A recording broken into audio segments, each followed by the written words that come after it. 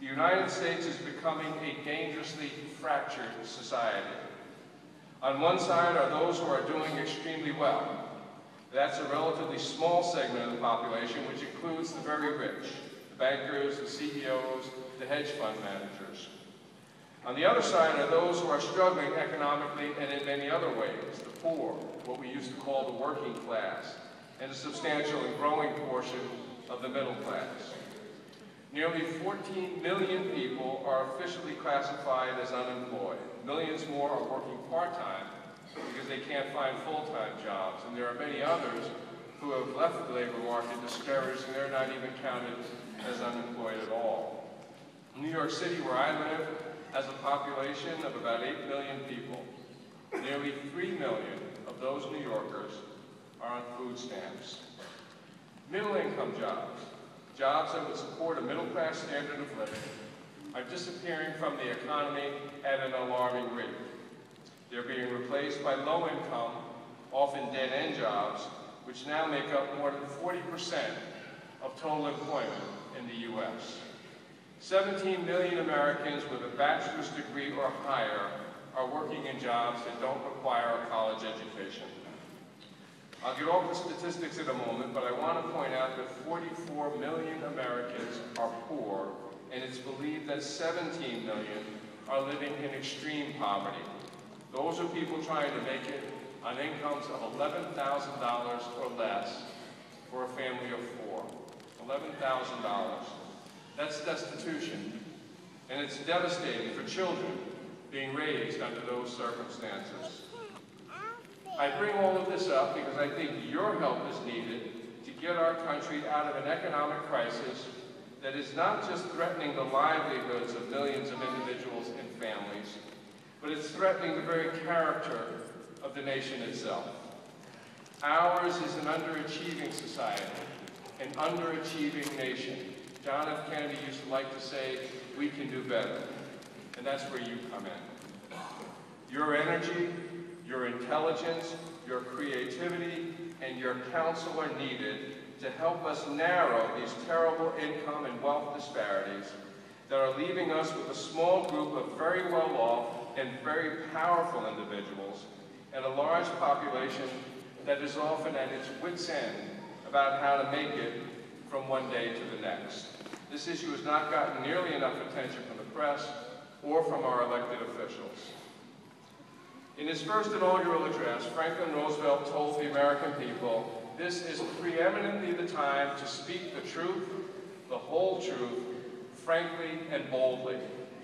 Well, the truth we need to face about conditions in the U.S. in 2011 is that ordinary Americans are hurting while money and political power is being concentrated in ever greater degrees in the gilded precincts of those already at the top. Despite all the pretty talk about freedom and equality and the American dream, the levels of income and wealth inequality in the United States are by far the highest among all the developed nations. As incredible as it may seem, the top 1% of Americans, the richest 1%, own more than the bottom 90% combined. That just shouldn't be. Now, I don't want you to get the wrong impression. I do not have a problem with wealth or with rich people. I wish I was a billionaire myself. Trust me. I would have a jet, I'd go to the Caribbean, I would live the life. I just don't want the rich to leave everybody else behind. All of history tells us that extreme levels of inequality, the kinds of disparities that we're seeing in the U.S. right now, are harbingers of disaster. They destabilize societies. The last time wealth was concentrated to this extent in the United States was, not coincidentally, just before the Great Depression. Right now in the U.S., the middle class is shrinking and the ranks of the poor are growing. There is real suffering out there, and the American dream itself is on life support.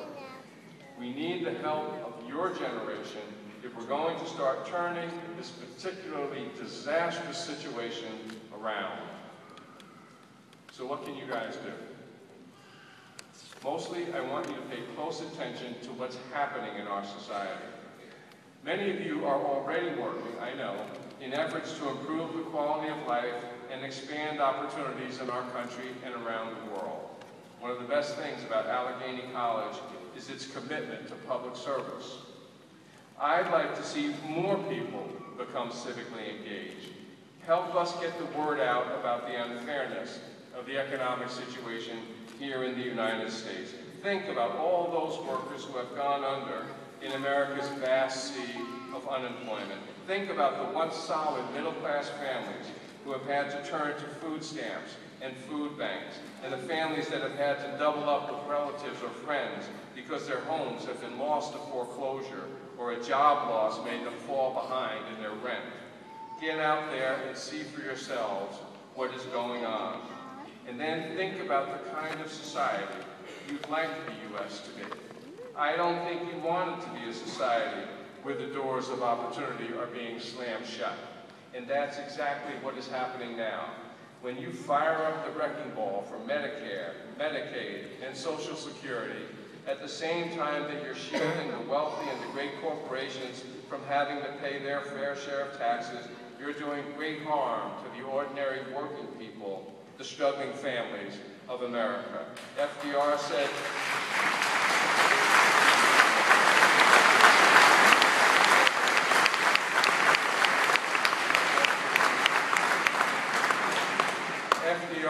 to speak the truth frankly and boldly, and that's the truth.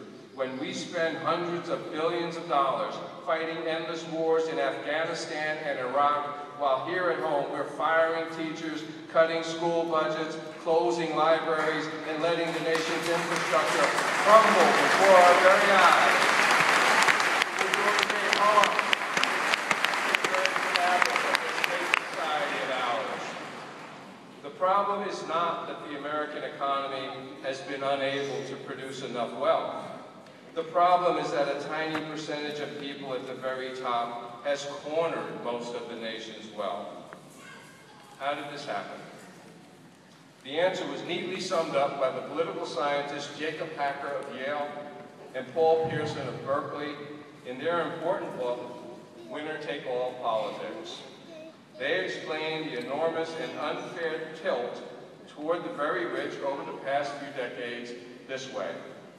Step by step and debate by debate, America's public officials have rewritten the rules of American politics and the American economy in ways that have benefited the few at the expense of the many. That's how it happened. With their outsized political influence, the very wealthy rewrote the rules, and we ended up with a country and an economy geared almost solely to their interests. What we need to do in this society is broaden the access to wealth and opportunity. We need to figure out ways to enable more of our individuals and families to flourish. I hope you agree with me that it's time to move away from the selfish, dog-eat-dog, excessively individualistic approach that has carried the day for so long and move to a fairer, more caring, more creative, and more cooperative society. If you do agree, then do what you can to make that transformation a reality. There is no reason to be afraid to open our arms to include more and more of our fellow Americans in the warm embrace of kinship. But that means caring about them and what happens to them, not just caring about ourselves and our immediate families. We can be proud of what has been accomplished in these United States, and trust me, a tremendous amount has been accomplished. I've lived the American dream. That's what I talked about last night. So I'm not down on this country. We can be proud of what has been accomplished and still be concerned about the direction that the country is going in now. Don't sell yourselves short. The future of this country is in your hands. I would urge you, if you're at all concerned about the matters I've talked about today, to become more civically engaged, to consider devoting more of your time and energy to public service. Do what you can to help those who are having a harder time than you're having. Your country needs you, and your fellow Americans need you. I also urge you to keep in mind something that the writer and scholar Leo Rostin said. He said, the purpose of life is not to be happy, but to matter, to be productive, to be useful, to have it make some difference that you have lived at all. Now the twist, of course, is that living your life that way gives you the best chance of actually being happy. Don't buy into the treacherous idea that money is the be-all and the end-all. Don't turn away from the great challenges of your era. Don't live your life in the equivalent of a coma, allowing yourselves to be buffeted by events over which you feel you have no control. Don't do that. Get out there and see what's going on in this country and the wider world, and then decide if that's the kind of country you want the United States to be and the kind of world you want to live in. If it's not, then do what you can to change it. Today is such a special day for you guys. This is your day to smile and be happy. You have every right to be proud of your accomplishments and all that you have learned. But this is also your era, your time to make your mark, to help fashion the society and the world that we all live in and that your children will someday inherit. Keep that always in mind, please. That said, I wish you long and happy and satisfying and exciting lives. I hope you set the world on fire, and I think you will. I look at these faces, I hope you realize each and all of your dreams. Good luck, congratulations to you all. Have a blast today, tonight, and tomorrow. Thank you so much.